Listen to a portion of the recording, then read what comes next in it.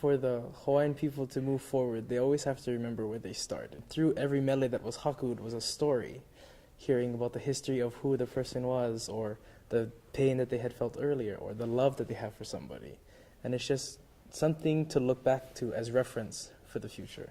So throughout Kamehameha schools, we're given the same values every day, kule ana ha'aheo, but we don't think about something like iho okai kamana'o. But you see it every day when you work together on a project, and especially song contests. You're all working together to have that one beautiful sound where when you're singing, everything stops. And for a split second, everything is perfect.